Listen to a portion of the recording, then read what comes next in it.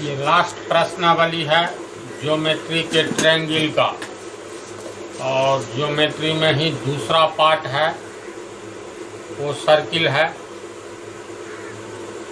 तो last chapter triangle का है 6.5।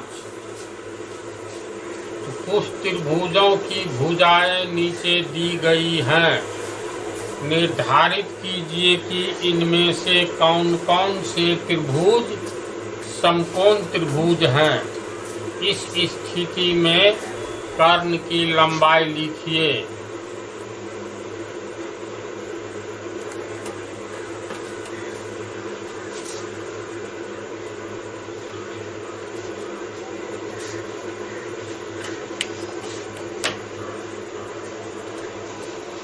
इसमें दिया है जो कुछ त्रिभुजों की भुजाएं नीचे दी गई हैं।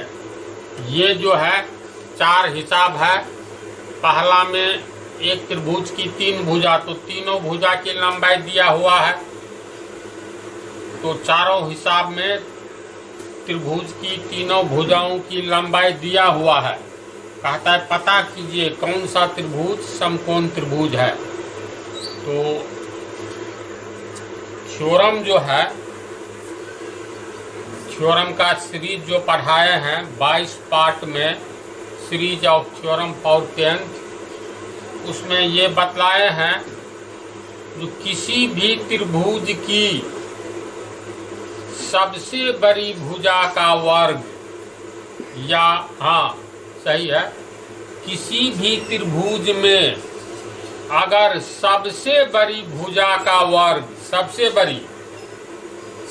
बड़ी भुजा का वर्ग अन्य 2 छोटी भुजा के वर्गों के योग के बराबर हो, तो वह त्रिभुज समकोण त्रिभुज होता है एवं सबसे बड़ी भुजा के सामने का कोण 90 डिग्री होता है। ये थ्योरम है ना। अब जैसे हम लोग मान ले, जस्ट रिवाइज कर देते हैं, बात को याद दिला देते हैं। देखो ये ABC एक्स मतलब कौन सा त्रिभुज है अभी इससे नहीं मतलब है। मान लो ये 5 मीटर है, ये 4 मीटर है, ये 3 मीटर है। तो इस टाइप का प्रश्न है, किसी त्रिभुज में तीनों भुजा दिया रहे, बोलिए कौन सा त्रिभुज है या कौन सा त्रिभुज समकोण त्रिभुज है। तो समकोण त्रिभुज पर आधारित थ्योरम जो है ये याद रखना है। अगर सबसे बड़ी भुजा का वर्ग, तो इसमें सबसे बड़ी भुजा कौन है, CB 5 मीटर, तो सबसे बड़ी भुजा का वर्ग अन्य 2 छोटी भुजा, तो 5 मीटर से छोटी 4 मीटर भी है, 3 मीटर भी है, तो अन्य 2 छोटी भुजाओं के वर्ग के योग के बराबर हो, तो वह त्रिभुज समकोण त्रिभुज होता है। अर्थात सबसे बड़ी भुजा BC है, BC सबसे बड़ी भुजा का वर्ग यानी BC स्क्वायर किसके बराबर हो, तो अन्य 2 छोटी भुजा के वर्ग के योग के बराबर। तो अन्य 2 छोटी भुजा में एक AC है, तो AC का वर्ग जोड़ दूसरी छोटी भुजा AB का वर्ग, यानी ऐसा कंडीशन हो, समझा बात को। ये AC AB, AC जो है 3 मीटर है, तो इसका मतलब हो गया 3 मीटर का वर्ग ले लो। AB कितना है, AB है 4 मीटर, तो 4 मीटर ले लो।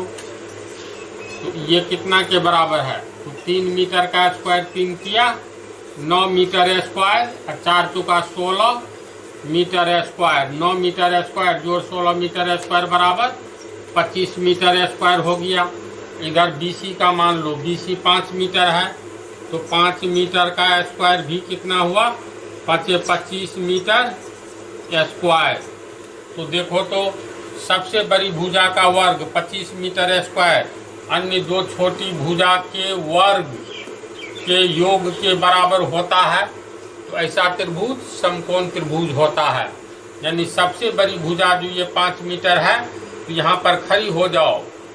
यहाँ पर, यहाँ से देखो तो ये कोना नजर आता है, यानी इस भुजा के लिए ये कोण जो है सामने वाला, ये 90 डिग्री का होगा।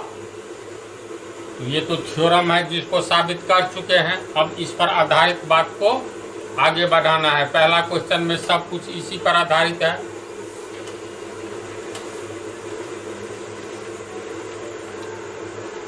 पहला का पहला देखो, ये हो गया 7 cm, 24 cm, तीसरा 25 cm। तो इसमें 3 भुजा, पहली भुजा 7 सेंटीमीटर है, दूसरी भुजा 24 सेंटीमीटर और तीसरी 25 सेंटीमीटर।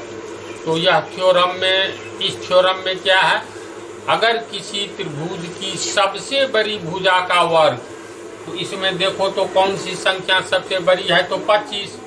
तो 25 का वर्ग निकालो पहले कितना होता है। यहाँ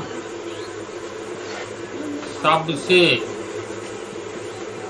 बड़ी भुजा बराबर 25 cm, अतः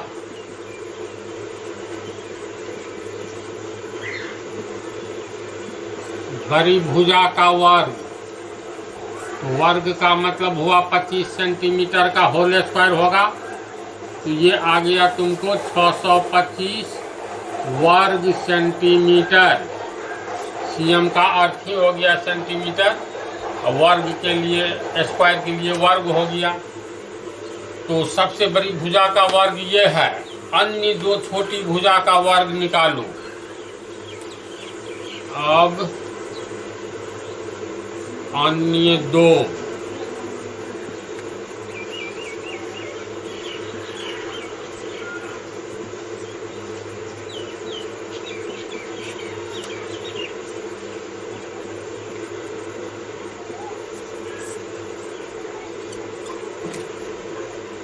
देखो यहाँ थोड़ा ध्यान दो तो, अन्य 2 छोटी भुजा के वर्गों का योगफल, यानी 2 छोटी भुजा जो है इसके वर्गों का योगफल यानी जोड़। तो अन्य 2 छोटी भुजा में 7 सेंटीमीटर का होल स्क्वायर और जोड़ 24 सेंटीमीटर का होल स्क्वायर लिखेंगे।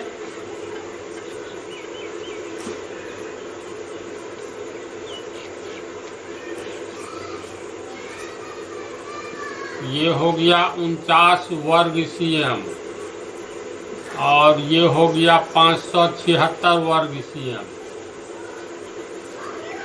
ये हो गया जोड़ करके 625 वर्ग cm। इसको तू समीकरण 1 मानो, इसको समीकरण 2 मान लो। समीकरण 1 और 2 से 625 वर्ग सेंटीमीटर का वैल्यू बड़ी भुजा का वर्ग, यानी ये बड़ी भुजा का वर्ग है। और समीकरण 2 से अन्य 2 छोटी भुजा के वर्गों का योगफल है ये। तो इसका अर्थ है समीकरण 1 और 2 से बड़ी भुजा का वर्ग बराबर अन्य 2 छोटी भुजाओं के वर्गों का योग या योगफल यहाँ पर है, इसलिए यह समकोण त्रिभुज है। समझ गया? इतना लिख देना है। और इसके बाद कहता है कर्ण की लंबाई लिखिए। तो कर्ण तो सबसे बड़ी भुजा होती है, तो यहाँ अंत में लिख देंगे सबसे बड़ी भुजा कर्ण होती है, इसलिए कर्ण बराबर 25 cm। चलो इतनी बात को लिखते हैं तो उतार दो।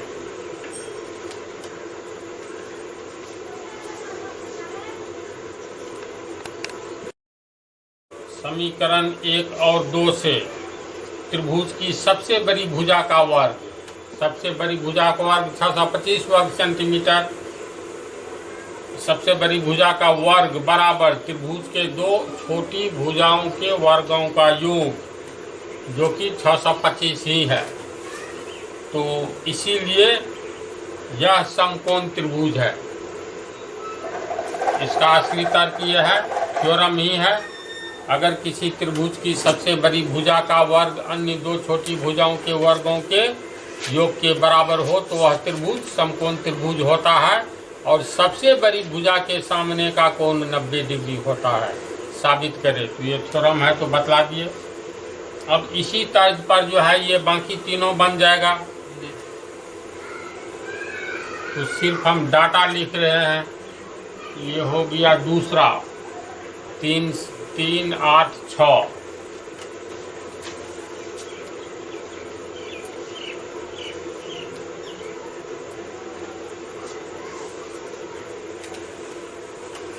यहाँ पर 3 सेंटीमीटर, 8 सेंटीमीटर, 6 सेंटीमीटर। तो इसमें सबसे बड़ी भुजा पहली, दूसरी, तीसरी, तो दूसरी भुजा सबसे बड़ी भुजा है ना। तो यहाँ सबसे बड़ी भुजा बराबर 8 सेंटीमीटर है। अतः बड़ी भुजा का वर्ग तो 8 सेंटीमीटर का वर्ग, तो ये हो गया 64 वर्ग सेंटीमीटर। समीकरण 1, अन्य दो छोटी भुजा के वर्गों का योगफल। तो अन्य दो छोटी भुजा में एक 3 सेंटीमीटर, दूसरा 6 सेंटीमीटर। तो यहाँ 3 सेंटीमीटर और यहाँ 6 सेंटीमीटर। ये हो गया 3 किया 9 वर्ग सेंटीमीटर। ये हो गया 36 वर्ग सेंटीमीटर। तो 36 और 9 45 हो गया, 45 वर्ग सेंटीमीटर। समीकरण 2, यहाँ पर देख लो सबसे बड़ी भुजा का वर्ग 64 सेंटीमीटर है। अन्य दो छोटी भुजा के वर्गों का योगफल 45 सेंटीमीटर है, यानी बराबर नहीं है। इसका मतलब यह समकोण त्रिभुज नहीं है। नहीं होगा तो अंत में लिखेंगे समीकरण 1 एवं 2 से सबसे त्रिभुज की सबसे बड़ी भुजा का वर्ग बराबर नहीं है। बराबर लिख करके काट देंगे तो इसका अर्थ हुआ बराबर नहीं है त्रिभुज के दो छोटी भुजाओं के वर्गों के योग के। अतः यह समकोण त्रिभुज नहीं है। समझ रहे हैं जी प्रेम? नहीं है। ये हो गया तुम्हारा दूसरा। सिर्फ डाटा बदल बदल करके जो है ना, ये हिसाब अब लास्ट तक जो है अपने से बन जाना चाहिए।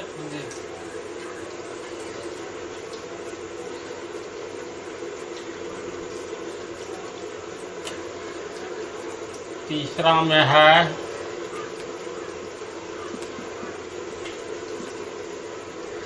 50, 80, 100।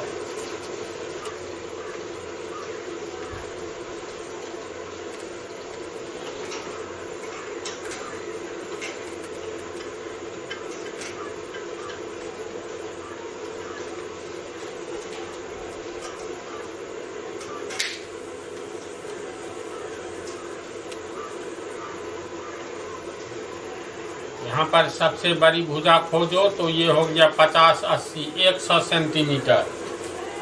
तो 100 सेंटीमीटर सबसे बड़ी भुजा का वर्ग, तो 100 सेंटीमीटर का वर्ग, 100 सेंटीमीटर का वर्ग हो गया तुमको 1 पर 4 शून्य, 2, 3, 4, 10,000 वर्ग सेंटीमीटर सबसे बड़ी भुजा का वर्ग निकला।